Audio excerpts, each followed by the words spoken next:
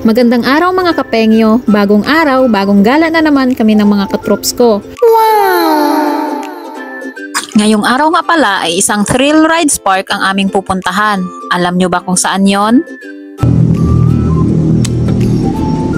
Siyempre, dito lang yan sa Janfusan Fancy World at dahil nabalitaan namin na nag-sale ang ticket. Ayun, di kami nagpahuli. Sayang din kasi at wala sa kalahati ng regular price ang naging entrance namin. Only rides pa yun. Oh, wow! As usual mga kapengyo, may mga bit-bit na naman kaming baon. Wow! Hindi kasi kami nakain sa labas kasi hindi healthy. Ayaw, di ma! Joke lang po, sadyang broke lang talaga at pang-entrance lang ang dala. From September 27 to October 26 nga lang pala ang promo dito. Take note guys, tingnan nyo pala ID number nyo kung may number 1, 2, or 3 numbers sa ARC nyo. Pag 1 number lang ang meron sa ARC nyo, you need to pay 499 NTD per person. At pag 2 numbers naman ay 299 NTD lang ang babayaran nyo. Wow! Take note guys, ito pala yung mga dates na available na merong water activities. At ito pala yung mga rides na pinasukan at sinakyan namin. Haunted Theater, Viking Voyage, Diving Machine, Cannon Bowl, Tornado, Skyjet, Screaming Waterhole at VR Dino. At etong Haunted Theater pala ang aming unang pinasukan. Hindi naman nakakatakot, sadyang may kasama lang kaming nanggugulat.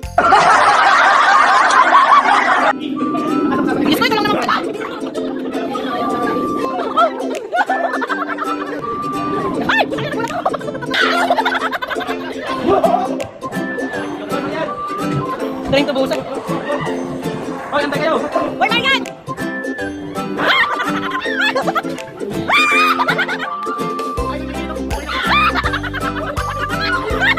Shakes mo!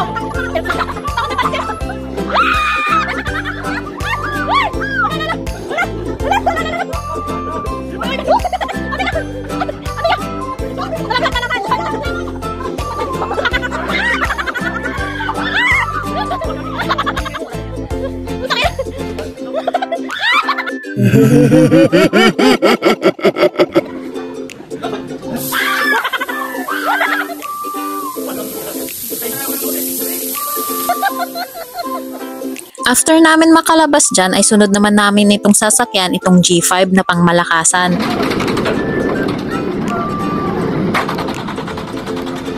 Hindi pala sumama ang isa namin dyang kasama at magtaga-video na lang daw siya dahil nasakyan niya na daw yan dati at ayaw niya na ulitin.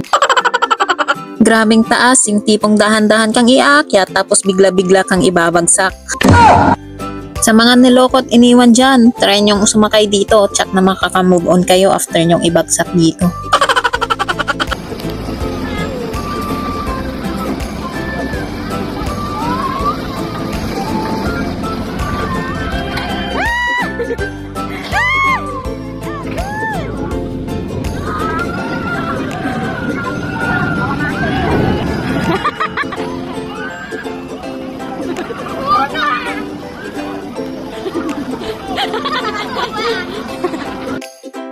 After namin sumakay sa G5 ay bumaba na kami at pumunta dito sa VR Dino. Mahaba pala ang pila dyan kaya need muna magpa-reserve ng ticket at bumalik na lang on the reserve time. Aww. Habang nga kami ay nakapila ay busy naman itong isa naming kasama. Nilalaro niya lang daw itong kapatid niya at ngayon lang sila nagkita. Ayaw, di ma! After namin magpa-reserve ng ticket ay dumiretso muna kami dito sa Viking at matagal pa naman ang oras namin doon sa VR Dino na pina-reserve namin. Okay. Diyos me, patato na pala. Pwede na may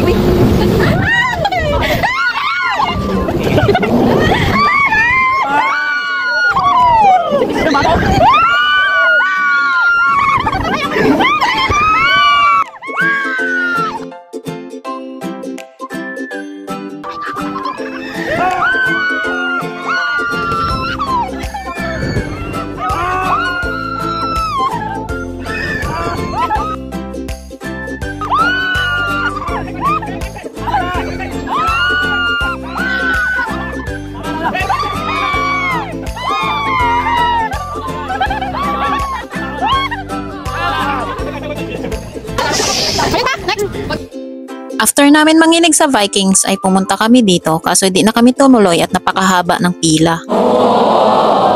Kaya dito kami napadpad kaso ayaw ako samahan ng mga kasama ko. Ayaw daw nila at baka atakihin daw sila. Ayoko talaga kahit anong pilit mo kaya kahit nagtampo ka pa sa akin. Ayoko. Yay! Marian! Go! Okay. We will have that. Let's go to the top. Oh my goodness. Ay! Ganito pa lang na nakatingala ko. Nagsimula na naman. Talaga tayo din. Nakailang ko na ako sa Ayoko talaga. Lagi na nakay na yan. Grabe. Ano mas matatikan ka doon ito? Oo, ang kapito eh.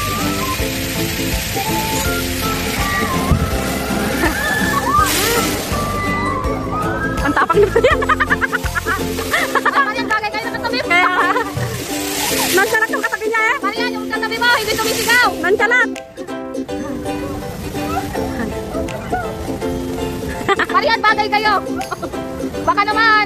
What's your name? Yahoo! Nonchalant, walang feelings. Saglit lang na, wala kang TV. 1 minute na. Oo. Kasi ganito mamili. After namin doon sa Skyjet ay bumalik na kami doon sa VR Dino na pinareserve namin. A VR dinosaur experience involves using a virtual reality headset to immerse yourself in a prehistoric world with dinosaurs, allowing you to encounter them in realistic or simulated environment. Wow!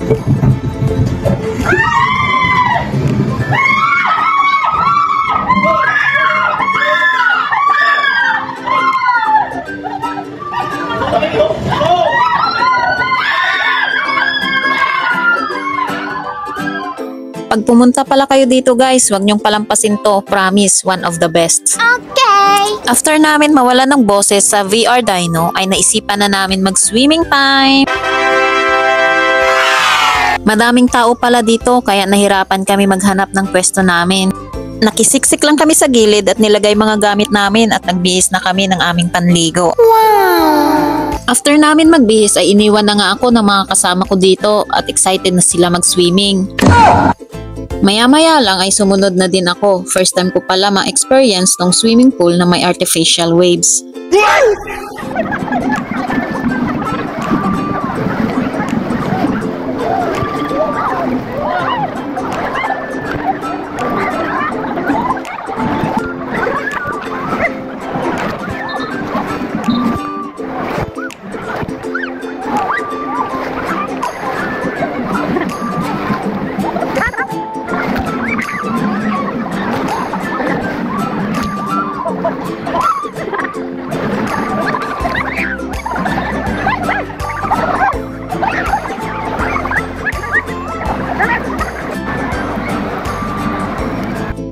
After namin magbabad ng konti sa pool ay tinry namin tong tornado activities. Oh shit! Oh shit!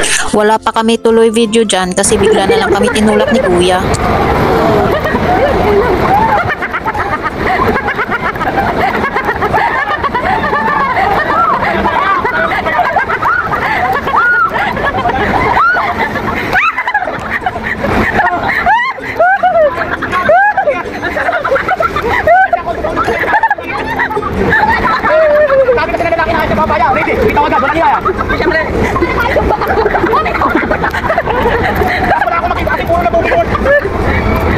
After nga namin dito sa tornado ay sinunod naman namin tong screaming waterfall.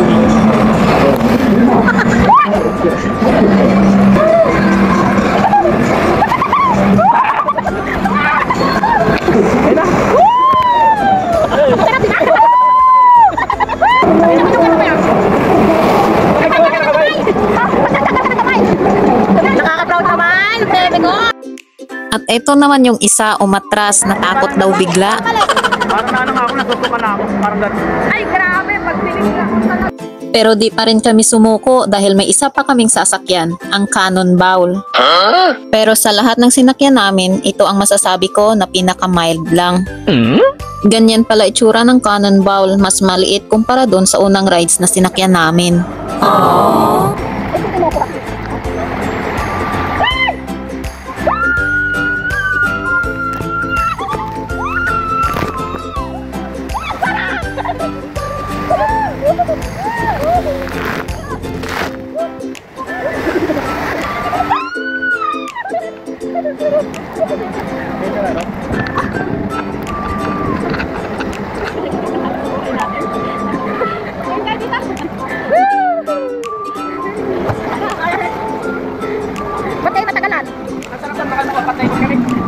After nun ay bumalik na kami at nag-swimming ulit. Every 30 minutes pala ang alternate ng artificial waves. Nagbabad lang kami saglit, then nag-shower na at nagbihis.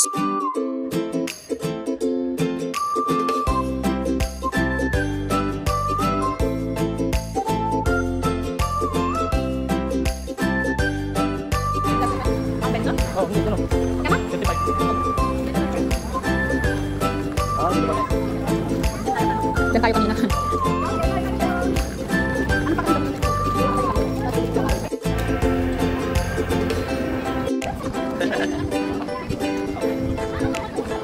Hindi antay. Pero wala muna natin yung ano. Andun, mababa lang. Wow. Ko.